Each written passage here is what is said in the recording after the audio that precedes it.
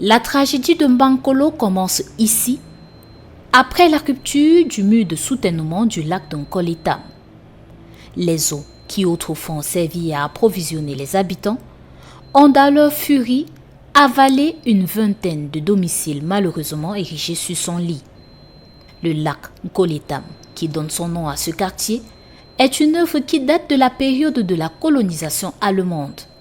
La forte pluviométrie des 48 dernières heures à Yaoundé a contribué à le remplir davantage et a occasionné le drame de ce 8 octobre 2023. C'était aux environs de 17h30.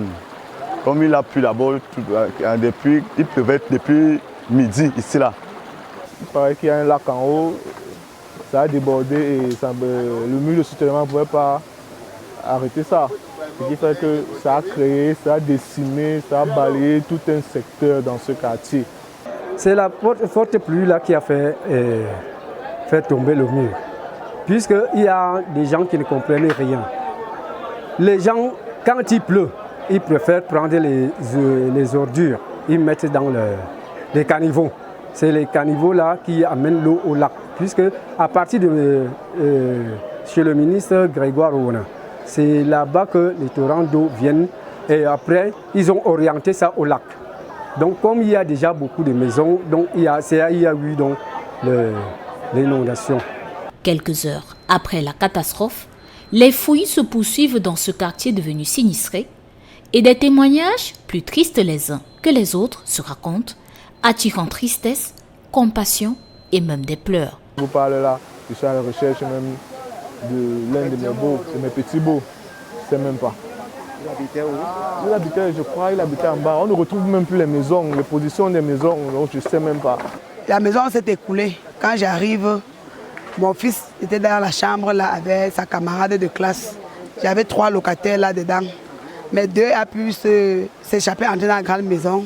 Mais 3 autres sont partis, on a pu sauver 2. Mais une petite qui était enceinte, elle est sans vie. On n'a pas encore retrouvé le corps. Et je ne connais même pas où la petite vit. Mon fils dit que c'était son camarade, qu'elle vit à... qu'elle fréquente en bas là 2. Et elle vit à Carrefour. Oui. Sur le site, aux environs de 18h, ce 8 octobre 2023, le Corps national des sapeurs-pompiers y a établi 3 secteurs d'action. Nous avons 3 secteurs d'intervention, de part et d'autre de la rivière et au-delà.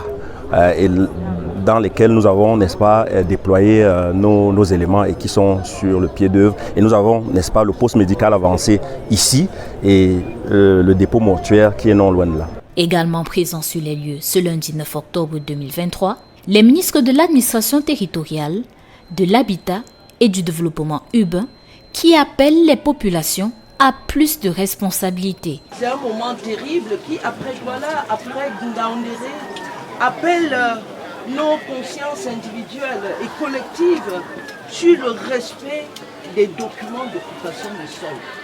Tel que vous l'avez vu, la présentation, on a barré la voie à l'eau et on a occupé le lit de l'eau. Et lorsque l'eau doit passer, l'eau passe. Nous devons mener donc cette sensibilisation. Faudrait-il construire à tout prix pour mourir après? C'est la question que nous devons nous poser, vous voyez, parce que le commandant des sapeurs-pompiers nous dit clairement qu'on parle de 27 morts pour le moment. Donc ça veut dire qu'au fur et à mesure qu'on va poursuivre les recherches, il est probable de trouver d'autres corps. Le bilan provisoire à la mi-journée de ce lundi 9 octobre 2023 fait état de 27 morts et de nombreux blessés, dont un nourrisson de 2 mois, pris en charge dans un centre hospitalier de la capitale politique du Cameroun.